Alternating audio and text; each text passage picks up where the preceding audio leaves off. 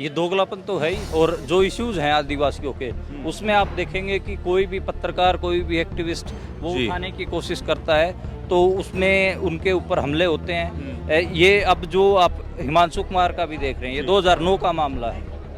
ठीक है, उस समय सेंटर में कांग्रेस की सरकार थी। पिछले दिनों आपने खबर सुनी होगी कि झारखंड में जर्नलिस्ट रुपेश कुमार को अरेस्ट कर लिया गया है, यूएपीए लगाया गया है उन पर। मेरे साथ एक और जर्नलिस्ट हैं, हम पेशा व्यक्ति हैं हम। मनदीप, आप आपके ऊपर भी केस हुआ था किसान आंदोलन के दौरान। आप ये पैटर्न को किस तरीके से देखते हैं कि बार बार जर्नलिस्टों को टारगेट किया जा रहा है, कि क्या ये गवर्नमेंट असल में जर्नलिस्टों से डरती है या उसकी ऑडियंस है जो जो समझ जाएगी कि ये क्या कह रहा है ये जर्नलिस्ट, उनसे डरती है? देखो, पत्रकारों के तो जो मुख्य काम सूचनाएं होती हैं, सूचना वो अगर सही सूचना लोगों तक पहुंच ना जाए, उससे सरकार ठीक ठाक डरती है। और 2014 के बाद आप देखोगे तो पूरा जो हमला है पत्रकारों के ऊपर, हमले वो बड़े हैं। मैं कुछ एक छोटी सी रिपोर्ट भी जी ज़रूर। इसके ऊपर तैयार की थी। तो कमेटी अगेंस्ट असोल्ट्स और जर्नलिस्ट ने पाया कि 2017 के बाद से यूपी में 136 पत्रकारों के ऊपर हमले हुए। 136 पत्रकार, ये बहुत छोटी सी कम्युनिटी है पत्रकारों की, उसमें 136 पत्रकारों के ऊपर हमले हुए हैं, जिसमें 66 के ऊपर एफआईआर हुई और गिरफ्तारियां हुई हैं। और करीब 46 के आसपास पत्रकारों के ऊपर शारीरिक हमले हुए हैं, जिसमें माफिया और जो राइट विंग एक्सट्रीमिस्ट फोर्सेस हैं उनके हमले हैं। और 12 पत्रकार मारे गए हैं, जिसमें शराब माफिया, रेत माफिया सारे शामिल हैं। जी। अच्छा, जो इस वक्त झारखंड में गवर्नमेंट है, वो हेमंत सोरेन की है, कांग्रेस उसकी एलाय है। कांग्रेस केंद्र पर तो बड़ा इल्ज़ाम लगाती है कि ये पत्रकारों पर हमले करवा रहे हैं, लेकिन जहाँ पे उनके खुद के समर्थन की सरकार है वहाँ पर ही अरेस्ट होता है। ये दोगलापन नहीं दिखता? ये दोगलापन तो है ही। और जो इश्यूज हैं आदिवासियों के, उसमें आप देखेंगे कि कोई भी पत्रकार, कोई भी एक्टिविस्ट वो जी। उठाने की कोशिश करता है तो उसमें उनके ऊपर हमले होते हैं। ये अब जो आप हिमांशु कुमार का भी देख रहे हैं, ये 2009 का मामला है। ठीक है, उस समय सेंटर में कांग्रेस की सरकार थी। वो कांग्रेस के जो पी चिदम्बरम मंत्री थे, उनसे भी मिलके गए वो उनके जानकारी में थे मामला। फिर भी उनका आश्रम तोड़ा गया, आदिवासियों के ऊपर हमले हुए और अब सुप्रीम कोर्ट ने उनके ऊपर फाइन लगा दिया।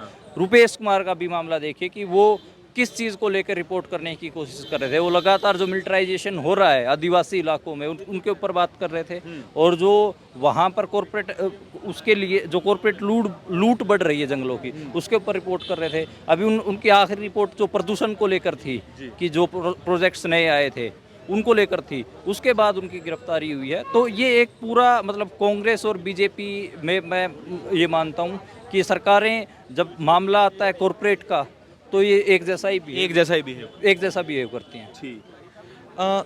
इसमें आप जो पॉलिटिकल फंडिंग है वो तो डायरेक्टली कनेक्टेड है ही, क्योंकि कॉरपोरेट ही फंड करता है। आप ये बताइए कि जैसे जर्नलिस्ट है जो सही जर्नलिज्म कर रहा है, उसकी कोई सीमा देखते हैं क्या, कि एक सही जर्नलिज्म करने के लिए एक व्यक्ति को इससे आगे नहीं जाना चाहिए, ऐसी कोई सीमा देखते हैं आप? देखिए, जो जर्नलिज्म है वैसे तो वो रूलिंग क्लास टूल रहा है ज़्यादातर, क्योंकि अगर उसमें आप जैसे ही संसाधनों की बात करेंगे तो एडवर्टीजमेंट सरकार से आ रही है, कॉरपोरेट से आ रही है। जैसे इंडिपेंडेंट किस्म की पत्रकारिता की आप बात करते हैं जी। उसमें वहीं से सीमाएं शुरू हो जाती हैं, उसके अर्थ से लेकर उसका आज तक किसी के पास कोई मॉनिटरी मॉडल नहीं है। आखिर में आके लोगों को फिर क्राउड फंड ही करना पड़ता है जो इंडिपेंडेंट पत्रकारिता करने की कोशिश करे, तो वो अपने आप में ही सीमा है। बहुत छोटी टीम आप देखेंगे कि जो इंडिपेंडेंट मीडिया हाउसेज हैं उसमें 4 लोग, 2 लोग, 3 लोग मिलकर काम कर रहे हैं। अगर 1-2 लोग बीमार पड़ जाएं तो सारा ऑर्गेनाइजेशन स्लो पड़ जाता है। तो और अभी के लिए जो इंडिया में आप चैलेंजेस देख रहे हैं कि सोशल मीडिया पे आप यूट्यूब चैनल के पत्रकार हैं, यूट्यूब चैनल बना रहे हैं, फेसबुक पेज, तो उसमें रिस्ट्रिक्शन लगा दी जा रही हैं। इंटरनेट बैन की घटनाएं सबसे ज़्यादा इंडिया में हैं। जब क्रिटिकल सिचुएशन होती है तो सरकार इंटरनेट ही बैन कर देती है, तो आप लोगों की जो इंडिपेंडेंट पत्रकार हैं उनकी रिपोर्ट कैसे पहुंचेंगी? तो वो एक सीमा आप अपने आप में दिखती है। और सरकार ये भी देख रही है कि जो इंडिपेंडेंटली पत्रकारिता कर रहे हैं उनके ऊपर नकेल कैसे करनी है, चाहे वो इंटरनेट बैन का मामला हो या उनके पेज चैनल बंद करने का मामला हो या उनके ऊपर रिस्ट्रिक्शन लगाने का मामला हो या फिर उनकी गिरफ्तारी तक जाता हो बेशक से वो मामला।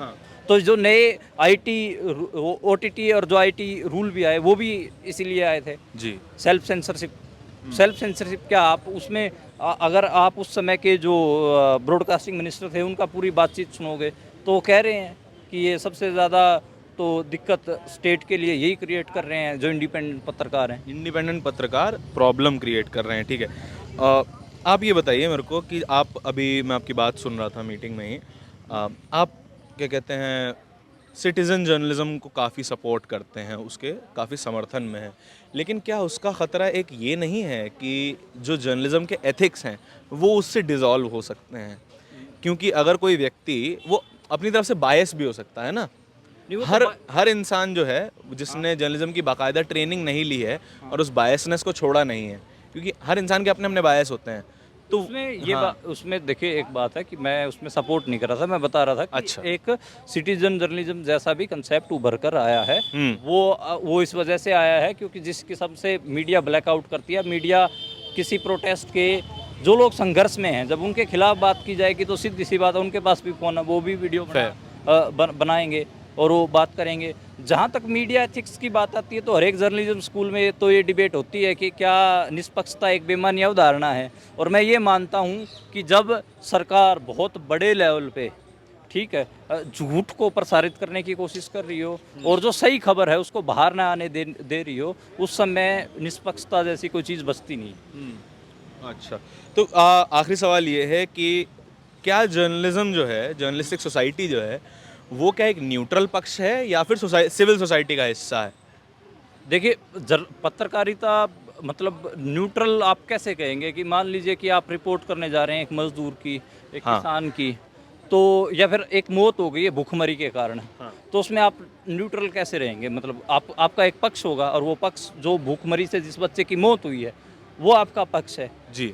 तो जो निष्पक्षता को लेकर जो बहुत लंबी चौड़ी बहसें हैं उसमें यही मैं कहना चाह रहा हूँ, बार बार मैं यही कहता हूँ कि जब सरकार मॉनिटर कर रही हो और इन्फॉर्मेशन को निकलने नहीं दे रही हो, ऐसे में बायस भी क्रिएट होते हैं और वो पक्ष वो जनता का ही पक्ष होता है। जनता का पक्ष पत्रकार का पक्ष होना चाहिए। Thank you so much Mandeep, हमसे बात करने के लिए। मनदीप पुनिया को आप सुन रहे थे, ये इंडिपेंडेंट जर्नलिस्ट हैं और इन पर भी केस हुआ है, इनको भी जर्नलिज्म करने से रोका गया था। सबसे बड़ा सवाल ये है कि क्या पत्रकारिता करना या निष्पक्ष खबरें दिखाना, फैक्ट्स दिखाना, क्या क्राइम है?